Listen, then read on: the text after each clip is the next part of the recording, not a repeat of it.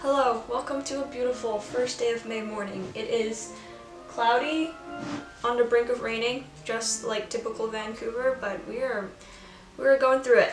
I'm a little late to the game. It's been a trying time, mostly because time is an illusion and I don't know what day is what. I lack any motivation to do anything, although I did put on these earrings today for the first time in like months, so that's a win. Baby steps, as they say. And I'm gonna go through my May bullet journal setup. I started bullet journaling a month ago, and for a really long time I thought it was like really pretentious and it was like too it was like superficial, didn't really have any meaning to it. But I was super bored and I thought, why not? Nobody cares. So I took out my trusty notebook or my already journal and I started a bullet journal. And honestly, it is not bad. Like it gives me the ability to ground myself because I can write goals, my to-do list, events, dates, and things like that. And I check it every day, so it kind of keeps me on track, keeps me moving, which is good. And also because I do work on it, every day at night when my day is ended, it also gives me a nice satisfying conclusion to my day. So I like that.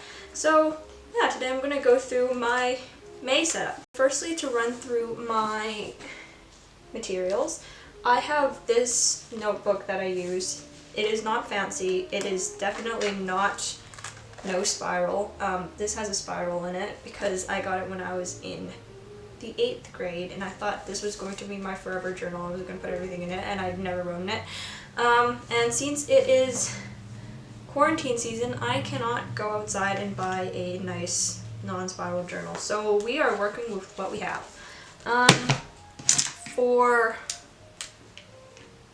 pens and things like that, I'm using Crayola supertips because again, I am too broke to go get those really nice fancy pens that other bullet journalers, journal enthusiasts use.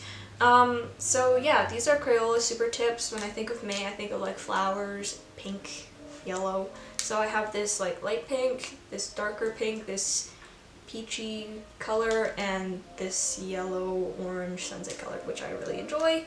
And for writing, I have this black gel pen from Japan. It is a zebra Sarasa clip, which I don't really know what that means, and it is a 0.5 because I like that nice inky jelly look. So yeah, let's get started.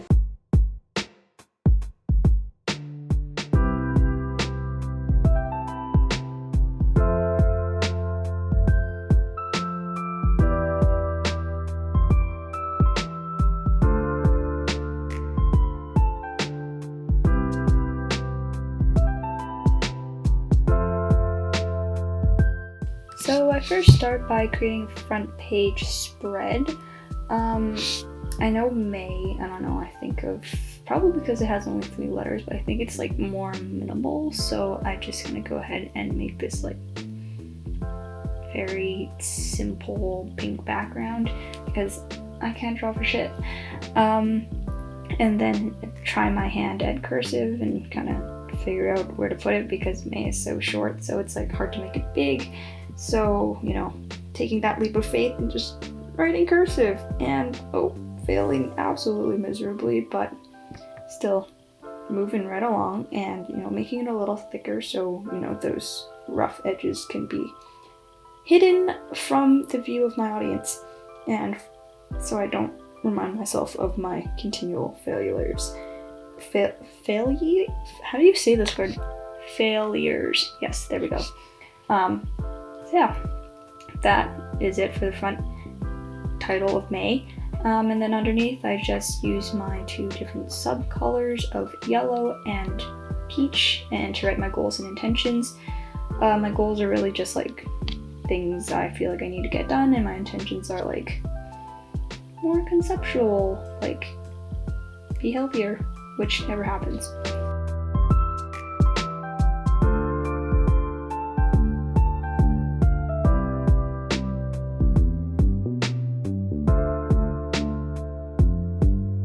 And I forgot to mention, I always also use this really crappy school ruler that's a little bit bent that I stole from my grade 3 classroom. I don't know. But we work with the tools that we are given. And then on my next page, I just do a really simple calendar for me to write down any events or deadlines that I have to meet. Not that I have any, since it's May, I'm done with school and I'm stuck inside all day, but one can dream. So then I realized I made this fateful mistake that I didn't draw enough rows, so I went ahead and added a new one, and then after I added a new one I realized, oh crap, I did make enough rows, so now I have an extra row with no use and no purpose. So good job, Jasmine. Sleep deprivation is not good for you. But mood unaffected, we jump over a hurdle, so I just turned that extra row into my monthly to-do list. So on to my next section is my gratitude calendar. I like to do a gratitude or notable moment calendar, so after the end of every day I can kind of write down something that I enjoyed or something that stuck out during the day, whether that's like a good meal or a cloud in the sky, I don't know, something cool like that.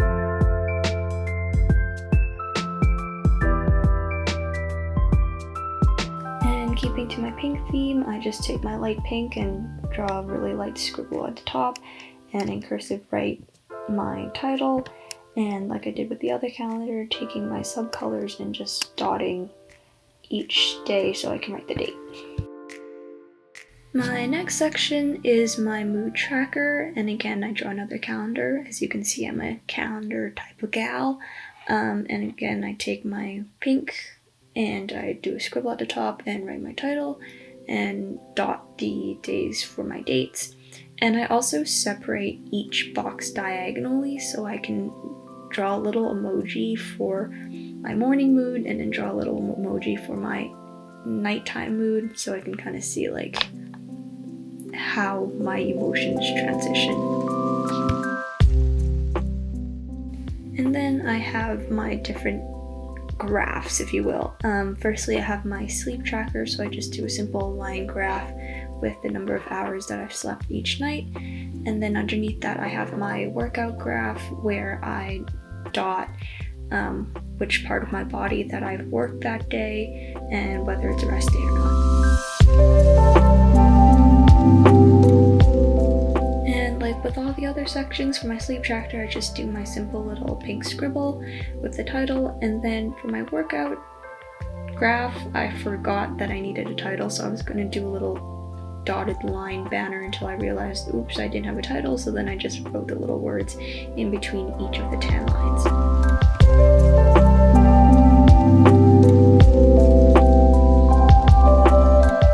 And then to keep track of the books I read, I draw a really simple bookshelf, and then I draw just little books on the shelf, and then I write the title of the books that I've read on top, just as a fun little illustrative page.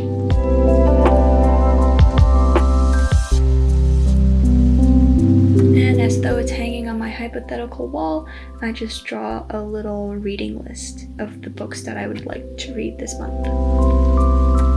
And then underneath my quote-unquote bookshelf, I have my music collection, and I found these like really cute like box drawing things, so I just draw a box, and then as though it's like on the iPhone, a little play button thing, and then in the box I write down the title of the song and the artist, and I also keep in tune with the color scheme that I've created, which is like the pink, the yellow, and the peach.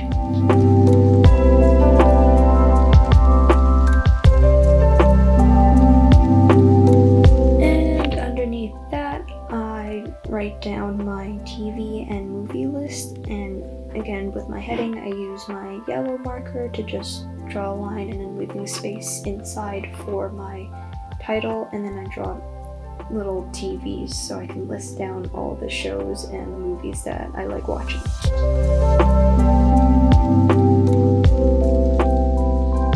And finally, for my last section, the actual journal entry part. Unlike a lot of the bullet journals that I've seen, I don't actually like draw out each day. I leave it very open-ended so I can kind of write whatever I want after each day because I have a lot of thoughts that I'd like to get out. But yeah, I had each day, with the pink and the date, and after each entry I just write a quick little to-do list. And finally, going back to the start page, I take these really thick corgi sticky notes that my friend gave me and just slap it on top so I can come back to it when I need to. So there you have it. There's my May bullet journal spread. It's more simple, more minimalistic, and I really like it.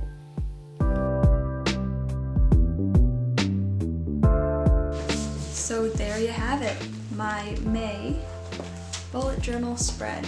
I might add a few more doodles here and there, but it is complete. She's a real beauty. I'm really proud of her. She is minimal, just like me, but with a little bit of pizzazz, which I really like. Hopefully I keep up with it like I did in April, but yeah. Thank you for joining me on another kind of boring video. Bye. See you next time.